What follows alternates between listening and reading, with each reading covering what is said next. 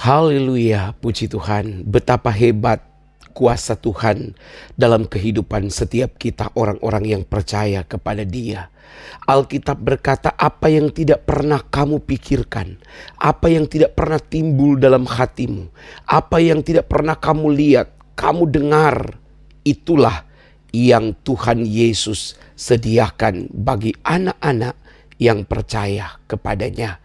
Demikianlah Yohanes pasal 3 ayat 16, setiap orang yang percaya kepada Yesus tidak akan binasa atau tidak akan masuk neraka, tetapi mereka akan memperoleh keselamatan surga yang telah dijanjikan.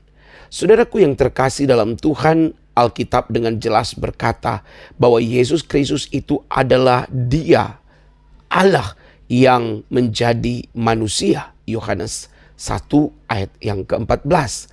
Dalam keadaannya sebagai manusia itulah Dia menebus dosa-dosa umatnya. Saudaraku yang terkasih dalam Tuhan, untuk apa Tuhan menebus dosa manusia? Ya karena kasih-Nya. Karena kasih itulah banyak orang-orang di negeri kita, orang-orang yang bukan beragama Kristen, yang mulai satu persatu datang untuk percaya ke dalam nama Tuhan kita Yesus Kristus. Percaya kepada Dia sebagai juru selamat, sebagai Tuhan, sebagai Allah yang hidup dan berkuasa. Nah, saudaraku yang terkasih di dalam Tuhan, kita lihat bersama. Kali ini kesaksian itu datang dari Kaltara, Kalimantan Utara. Nah, Kaltara atau Kalimantan Utara ini jarang terdengar tentang berita-berita murtadin. Namun kali ini kami berusaha untuk mengangkat kisah-kisah hidup, kesaksian-kesaksian hidup dari para murtadin di Kalimantan Utara. Saudaraku, ini akan mengejutkan kita. Ternyata peristiwa-peristiwa, cara-cara Tuhan bekerja memenangkan daerah ini sungguhlah ajaib dan sungguhlah luar biasa. Saudara, mari kita ikuti bersama kesaksian dari para murtadin dari Kalimantan Utara ini. Selamat menyaksikan. Doa kami, semoga saudara tercerahkan dan terberkati. Haleluya. Amin. Shalom rekan seiman semua. Senang bisa berjumpa di layar media ini. Terima kasih buat kesempatannya buat Pak Yusuf yang boleh memberikan saya ruang untuk bersaksi dan memuji muliakan nama Tuhan. Perkenalkan, saya Nasrul. Pekerjaan atau profesi saya sekarang, saat hari ini, saya adalah salah satu pelayan Tuhan yang pekerjaannya adalah memberitakan kasih Allah setiap harinya di dalam setiap kehidupan ini. Melalui apa? Salah satunya melalui media sosial juga. Dan saya punya channel YouTube yang bernama Nasrul David. Sekiranya rekan Siman boleh mendukung saya di dalam pelayanan yang akan saya lakukan melalui media sosial ini. Nah, itu salah satu bentuk jenis yang saya lakukan di dalam pelayanan saya setelah saya mengenal Kristus Yesus dan mengambil jalan untuk melayani Dia. Nah, saya akan menjelaskan tentang latar belakang saya terlebih dahulu untuk kita masuk ke dalam bagian-bagian yang akan saya ceritakan. Tapi mohon maaf karena saya bukan seorang pencerita yang baik. Mungkin nanti rekan Simon bisa menilai cerita saya begitu. Tetapi biarlah semuanya hanya untuk kemuliaan nama Tuhan saja. Itu yang diharapkan. Saya Nasrul. Saya dari saya anak terakhir kedua dari 11 bersaudara. Bapak saya orang Sulawesi Selatan, orang Bugis, orang Sopeng, dan ibu saya orang Kalimantan Utara, tepatnya di Tarakan. Nanti saya akan menjelaskan bagaimana kehidupan kecil saya, gitu. Nah, Nasrul adalah salah satu nama yang diberikan oleh bapak saya kepada saya, yang dimana kata itu berarti pejuang. Di masa kecil saya, orang tua saya memberikan nama Nasrul itu yang diartikan sebagai pejuang gitu. Menurut mereka ingin saya untuk menjadi pejuang di dalam iman yang lampau gitu. Tapi ya Tuhan menarik saya dan pada akhirnya menjadi seorang pejuang iman di dalam Yesus Kristus gitu. Itu yang saya pahami tentang nama saya Nasrul itu. Nah, kita masuk ke dalam cerita. Pada tahun 2006 ke atas, ketika waktu itu usia saya masih 10 tahun, dan sekarang usia saya masih 23, masih sangat muda sekali, tetapi saya harus meninggalkan masa muda saya untuk melayani Tuhan. Nah, di usia saya masih remaja waktu itu, saya harus menghadapi peristiwa yang ada di dalam keluarga kami, yaitu perceraian. Ibu dan bapak saya bercerai di usia saya yang masuk ke 10 atau 11 tahun begitu. Nah, dari kecil kami semua beragama Muslim hingga saat hari ini. 11 saudara itu yang kandung, 10 itu semuanya Muslim gitu. Jadi dari kecil kami dididik dengan nuansa Muslim yang cukup baik, karena saudara bapak saya itu ada yang guru agama, ada yang haji, ada yang menjadi aktivis di agama sebelum ini. Jadi cukup baiklah untuk pendidikan dasar dalam Islam. Jadi saya juga belajar Al-Quran di masa kecil saya, puasa, mengaji, saya paham akan hal itu di usia saya masih kecil gitu. Dan pada tahun 2006 itu ketika orang tua saya bercerai, mama bapak saya bercerai, disitulah titik balik kehidupan kami semua mulai berubah. Gitu. Dari 11 saudara ini, 11 saudara ini yang kandung 10, ketika bapak dan ibu memutuskan untuk berpisah, hanya saya sendiri yang mau mengikuti ibu saya. Yang artinya mengikuti iman ibu saya. Karena setelah ibu sama bapak berpisah, bercerai, ibu memutuskan untuk pulang kampung. Jadi yang saya ceritakan di awal, saya lahir di kota Tarakan. Ibu saya itu berasal dari Kabupaten Malinau, tetangga.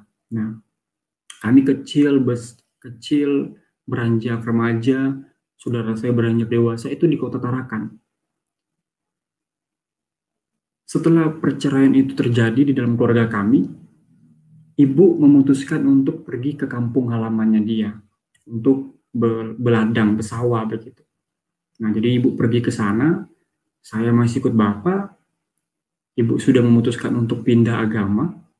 Entah saya tidak paham apa alasan ibu untuk masuk agama, tetapi untuk masuk ke agama Kristen gitu. Tapi yang saya tahu adalah ibu pergi ke gereja, karena saya tidak tahu apa itu gereja pada dulu. Nah, singkat cerita, saudara saya yang lain, yang kandung, sampai sekarang masih Muslim. Tetapi saya memutuskan untuk ikut ibu saya, ikut mama saya, ke kampung halamannya. Nah, yang dimana latar belakang keluarga ibu saya itu di kampung halaman, banyak lingkungan sekitar itu orang Kristen, karena saya darah Dayak juga gitu. Sehingga mau tidak mau saya harus belajar tentang agama Kristen. Nah, tetapi saya tidak mengenal apa itu agama Kristen ketika saya berada di keluarga ibu saya. Saya ikut-ikut saja, ikut-ikut menghargai begitu. Saya tidak mengenal jauh lebih banyak. Dan saya menyelesaikan pendidikan dasar saya di kampung ibu saya gitu. Dalam rentan waktu hampir 4 tahun gitu, sekolah dasar. Setelah itu, saya beranjak lagi meninggalkan kampung halaman ibu saya untuk ke kampung atau ke kota Tarakan, yang dimana saya harus kembali ke saudara-saudara saya. Nah, saudara-saudara saya ini masih Muslim sampai sekarang. Jadi alhasil bahwa nuansa Muslim itu sangat ketat dan sangat kental di dalam keluarga kami. Karena saya tinggal di rumah saudara gitu. Jadi selama saya tinggal di tempat saudara saya, hampir dipastikan saya tidak pernah bergereja. Dan bahkan saya mau diajak lagi ke Bali untuk sadar, tapi saya tidak mau gitu. Kenapa tidak mau? Saya juga tidak mengerti apa yang sebenarnya saya sedang alami dan rasakan begitu. Entah saya tidak mengerti apa itu bahasa yang seperti itu gitu. Hati saya berkata tidak untuk hal itu gitu. Jadi saya tetap dalam iman saya meskipun saya tidak tahu siapa Yesus Kristus pada masa itu, pada usia remaja saya gitu. Di dalam dua budaya, saudara semua Muslim, saya beragama Nasrani, dan Nasrani saya tidak mengimani itu. Artinya saya tidak mengenal siapa Yesus jauh lebih dalam. Saya hanya tahu saya beragama begitu. Nah ini titik baliknya nanti gitu. Lalu setelah itu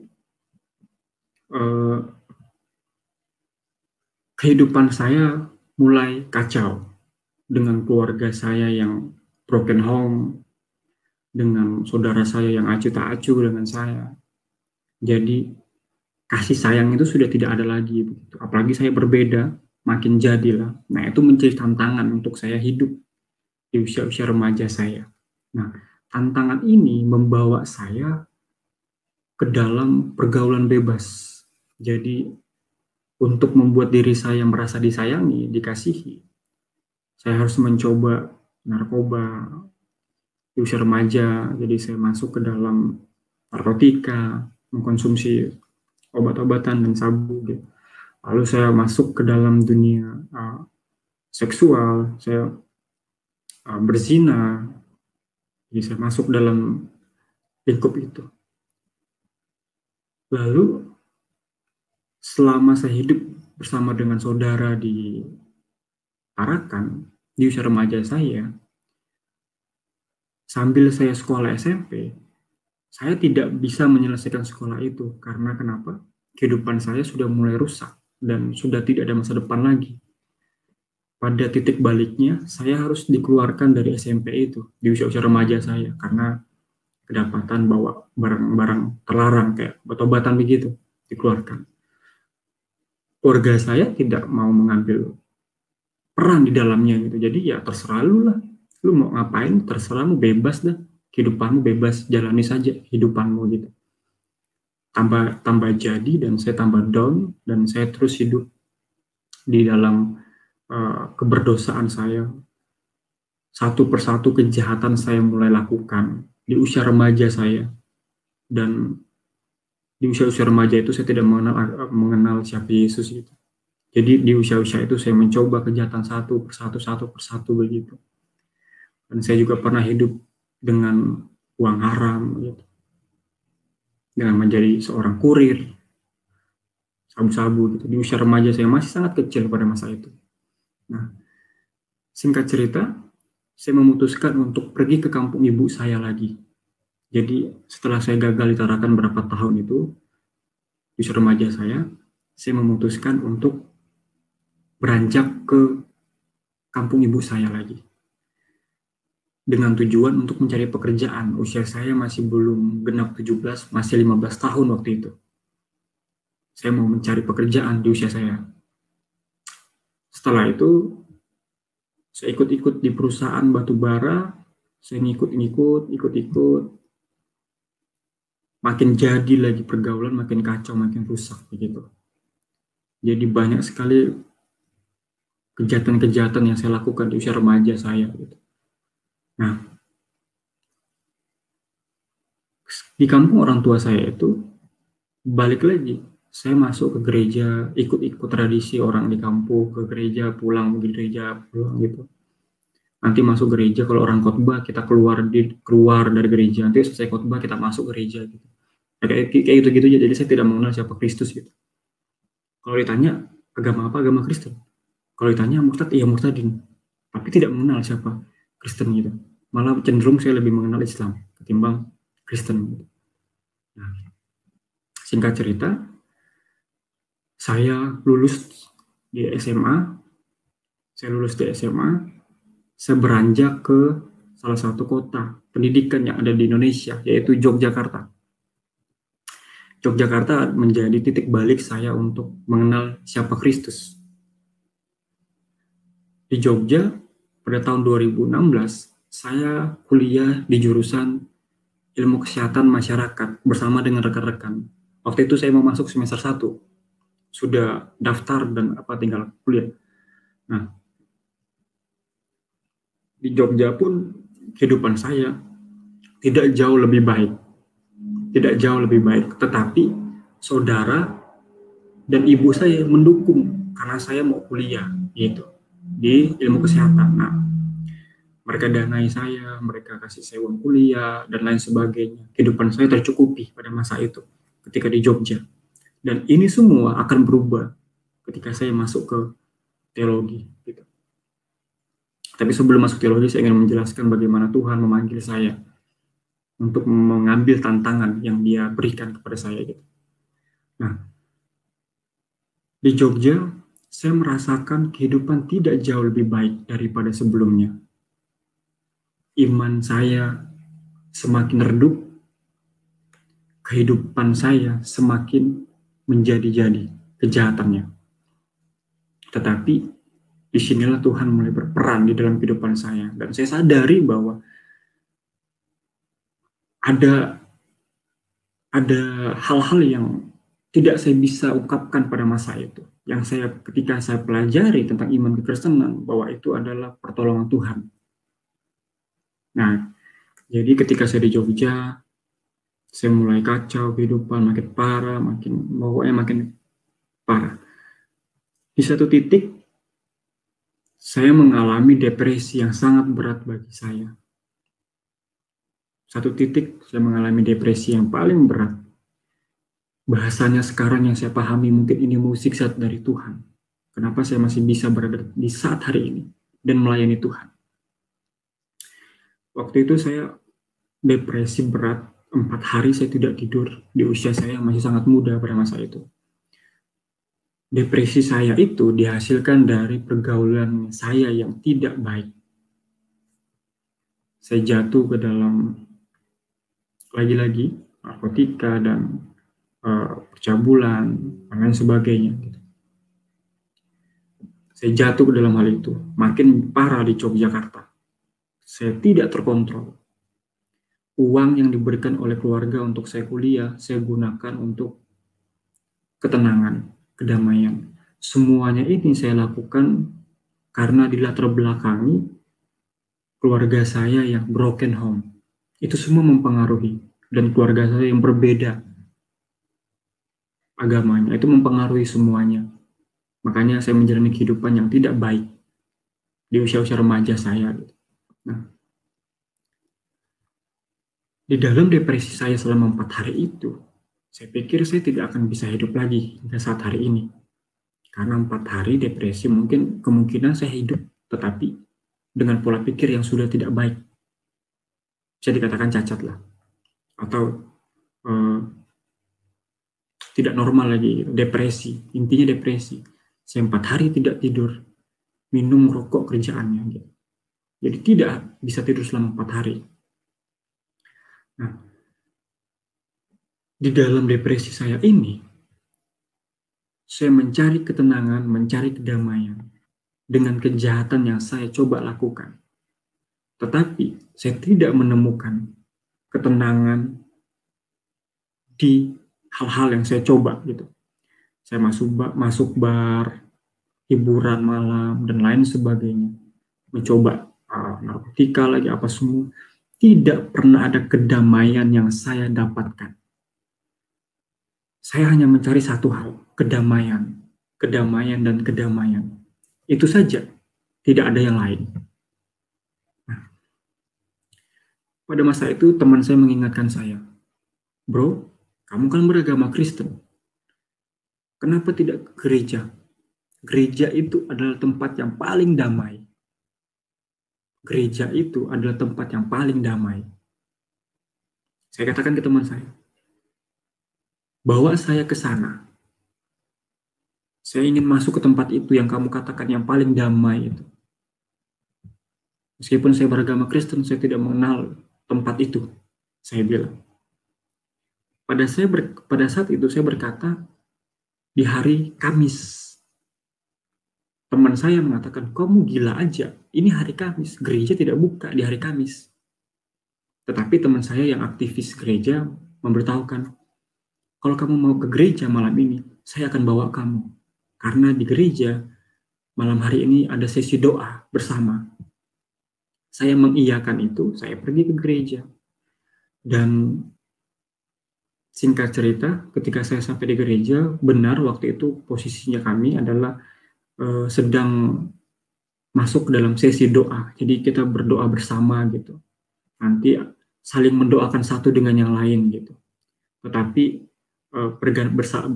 bergandengan gitu, bersama-sama gitu. Nanti saya mendoakan dia, dia mendoakan saya gitu. Di bangku berhadapan. Nah, saya tidak tahu apa itu berdoa. Menyebut Yesus Kristus itu saya tidak mengerti. Kadang-kadang saya pikir Yesus berbeda dengan Tuhan, dengan Bapa. Itu konsep saya yang saya tidak mengerti. Saya diajak berdoa, saya hanya pada masa itu saya tidak tahu berdoa. Jadi saya hanya bilang saya ingin tenang, saya ingin damai. Dan pertama kali saya menangis di gereja ya pada masa itu. Saya tidak tahu apa yang terjadi, saya menangis sejadi-jadinya. Saya menangis sejadi-jadinya, sehebat-hebatnya. Ketika selesai doa, saya melihat di hadapan saya itu seorang gembala. Di salah satu gereja di Yogyakarta, itu seorang gembala. Dan dia bilang begini, kenapa kamu menangis? Sementara yang lainnya tidak menangis. Dan usia kamu masih sangat terlalu muda. Kamu kenapa? Entah kenapa, beliau meminta saya untuk bercerita. Dan saya dibawa ke ruangannya dia, karena dia merasa bahwa dia tertarik dengan apa yang saya terima gitu, respon saya gitu. Saya menangis sejadi-jadinya di gereja gitu. Sampai di ruangan beliau, si Pak Gembala ini, saya disuruhnya untuk bercerita. Kamu kenapa menangis? Ada apa yang kamu sedang rasakan? Nah, saya mulai mencoba untuk bercerita. Dari cerita yang saya sampaikan, sebenarnya saya ingin menceritakan bahwa saya sedang depresi. Saya sedang kacau, pergaulan saya sedang kacau. Saya menceritakan runtut satu persatu dengan menangis. Di dalam cerita ini, si gembala mengambil atau menemukan kerinduan saya untuk melayani Tuhan. Nah, saya tidak tahu bahasa itu dulu, melayani Tuhan. Tetapi beliau mengatakan bahwa ada hal yang sebenarnya ingin kamu lakukan. Kenapa kamu sampai seperti ini? Tidak ada kedamaian. Tetapi itu masih tertutup dan kamu tidak tahu apa itu. Nah, kira-kira bahasa beliau seperti itu. Dan beliau menantang saya, katanya, kamu tinggalkan Yogyakarta, kamu hidup jauh lebih baik di salah satu kota. Dan kamu harus belajar agama. Sontak, saya mengira gembala ini sudah gila. Kenapa gila? Tidak mungkin saya akan meninggalkan Yogyakarta, di mana Yogyakarta adalah tempat saya kuliah. Dan untuk meninggalkan Jogja itu tidak mudah, karena saya sudah habis puluhan juta untuk kuliah. Tapi seketika gembala itu mengatakan kamu harus meninggalkan Yogyakarta untuk hidup yang lebih baik. Nah, saya pulang dari hari Kamis itu, saya langsung malamnya saya pulang. Saya katakan, saya belum bisa menjawab, saya bilang. Di dalam pikiran saya, ini orang sudah gila.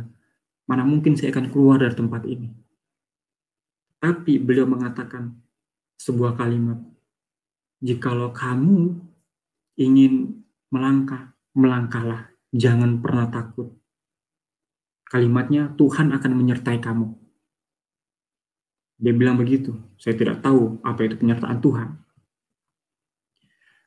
Saya hidup filosofis, kerja, dan lain sebagainya gitu. Nah, saya pulang dari gereja itu, Saya bilang dalam mulut, saya tidak akan mungkin meninggalkan Jogja. Tetapi hati saya mulai diganggu dengan kalimat si gembala yang mengatakan kamu harus meninggalkan Jogja. Hati saya mulai diganggu, pikiran saya mulai diganggu, ketenangan saya mulai diganggunya.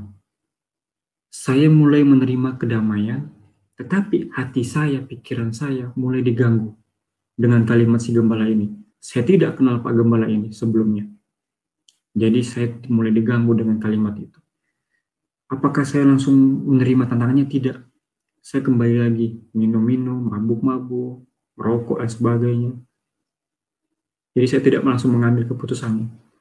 Di dalam saya melakukan kejahatan itu, saya kembali terus diusik hati saya gitu. Kembali terus diusik. Saya tidak tahu apa itu. Jadi saya tidak mengerti kenapa saya harus diusik seperti itu. Saya pikir ini konyol gitu. Apa sebenarnya yang terjadi dalam hati saya? Dan pada akhirnya saya mengerti itu di salah satu kampus teologi, dan bahasanya adalah saya sedang diberikan hikmat oleh Tuhan untuk mengerti apa maksud si gembala itu. Kira-kira begitu. Singkat cerita, selama 2 hari, dari hari Kamis malam, Jumat, Sabtu, saya makin tidak tenang dengan kalimat gembala itu. Saya mulai berpikir keras.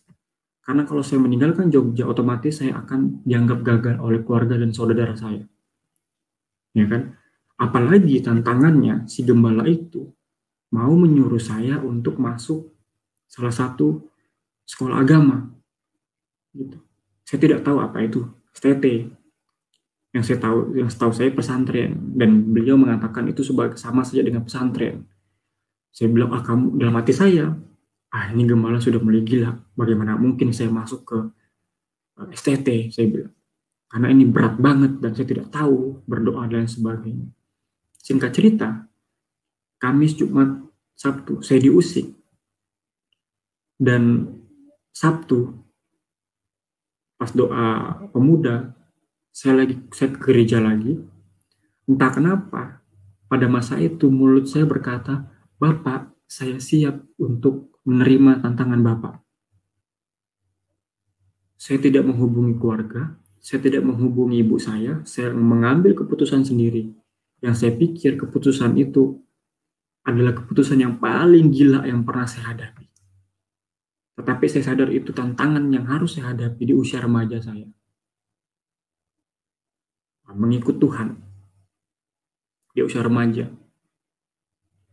Jadi hari Kamis itu saya mengatakan saya mau menerima tantangan Bapak, saya akan ke sana. Lalu minggunya saya didoakan dan saya berangkat untuk ke Yogyakarta. Nah, tantangan terjadi di sini. Tantangan bagi saya itu terjadi di sini. Tantangannya seperti apa? Bagaimana mungkin saya mau berangkat ke kota lain tidak membawa uang sepersen pun? Artinya membawa uang yang cukup untuk saya berangkat ke satu tempat gitu. Bagaimana mungkin penghidupan saya bisa terus berjalan kalau saya tidak memikirkan hal itu? Nah, ini menjadi tantangan bagi saya. Yang pertama, saya akan ditolak oleh keluarga saya karena mereka orang Muslim. Untuk saya masuk ke STT itu bagi mereka, tanda kutip, saya harus mengambil tantangan ini. Dan ini menjadi tantangan yang paling berat bagi saya, salah satunya gitu. Jadi saya memutuskan untuk tidak menghubungi ibu saya, saya memutuskan untuk menghubungi keluarga saya. Saya hanya katakan bahwa saya mau menerima tantangan Bapak Gembala ini. Nah, singkat cerita, tanpa panjang lebar, saya packing barang saya tidak tahu saya mau dibawa kemana, tetapi beliau mengatakan satu kota, yaitu kota Semarang. Saya dibawa beliau, uang saya pada masa itu cuma 10.000. Cuma 10.000 saja. Jadi saya bilang bahwa saya tidak pernah sebodoh dan segila ini di dalam hal melangkah. Saya tidak tahu kenapa ini bisa saya hadapi dan saya lakukan. Ini saya sedang ada di kota perantauan, kota besar. Dan saya harus menjalani kehidupan saya. Saya harus menerima tantangan ini. Meskipun saya tahu risikonya sangat berat. Dan memang benar, saya harus mengambil keputusan itu, tantangan itu. Saya masuk ke salah satu STT, dan tidak ada yang mendanai saya di awal-awal saya kuliah. Dan saya frustasi dan semakin gila. Karena kenapa? Di STT itu bangun jam 4 pagi. Saya tidak pernah bangun jam 4 pagi. Saya bangun itu jam 12, jam 1 siang. Saya bangun jam 4 pagi. Saya harus berdoa. Saya tidak tahu itu berdoa apa. Saya harus baca Alkitab. Saya tidak tahu Alkitab itu apa. Dan cara bacanya bagaimana. Saya harus belajar. Selama 2 tahun saya di sana, saya tidak mengerti tentang apa yang sedang saya lakukan. Tetapi selama 2 tahun itu, saya terus belajar. Dan pada akhirnya saya mengerti bahwa semua yang Tuhan mau dalam kehidupan saya itu sudah satu persatu Tuhan jawab gitu. Dan saya mulai mengerti hikmat yang Tuhan berikan bagi saya. Singkat cerita, itu panggilan pelayanan saya. Lalu sebelum saya, selama saya seminggu di STT itu, saya mencoba untuk memberanikan diri untuk menghubungi saudara-saudara saya, ibu saya, dan memang benar jawaban mereka kecewa dengan apa yang sedang saya jalani, karena sudah berapa puluh juta uang orang tua saudara saya habis gitu. Nah, yang dulunya saya didanai mati-matian sama saudara dan ibu saya, ketika saya teologi 0% putus. Ibu saya masih mendanai saya, tetapi saya bilang sama ibu saya, kamu seorang janda, kamu harus menghidupi dirimu. Saya memutuskan untuk mencari dana dari manapun itu gitu. Jadi hampir 2 semester baru saya menemukan orang yang mau mendanai saya begitu. Sehingga saya rasa bahwa ini mukjizat Tuhan yang Tuhan nyatakan bagi saya di dalam kehidupan saya yang depresi dan sebagainya. Nah, saya tidak mengenal apa itu kata mukjizat. Tetapi ketika saya masuk ke sekolah tinggi teologi, saya mengerti bahwa rentetan panggilan Tuhan di dalam kehidupan saya, bagaimana saya mulai dipulihkan, bagaimana saya dipertemukan dengan si gembala, bagaimana saya harus mengambil langkah, dan bagaimana saya harus hidup tanpa uang 1.000 pun di jalanan untuk melangkah ke Semarang. Dan bagi saya itu adalah mukjizat yang Tuhan nyatakan bagi saya. Di usia saya masih kecil dan masih remaja ini, saya harus meninggalkan ke masa-masa mudaan saya, keremajaan saya itu. Saya harus melayani Tuhan. Dan sampai hari ini saya tergabung di salah satu lembaga misi untuk terus dapat memberitakan kasih Allah begitu. Nah, jadi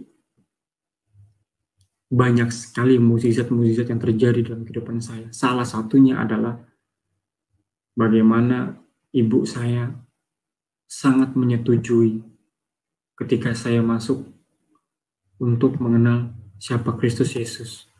Yang dulunya ibu saya tidak mengenal siapa Yesus, saya masuk teologi, saya ajari ibu saya, dan dia mengenal siapa Kristus Yesus. Pelan-pelan Tuhan mulai buka kehidupan kami. Ya, jadi bagi saya, panggilan pelayanan ini, kesaksian hidup ini, adalah mukjizat yang Tuhan nyatakan bagi kehidupan saya begitu. Nah, mungkin ini saja yang dapat saya ceritakan. Sekiranya pengalaman ini, kesaksian ini boleh menguatkan iman kita.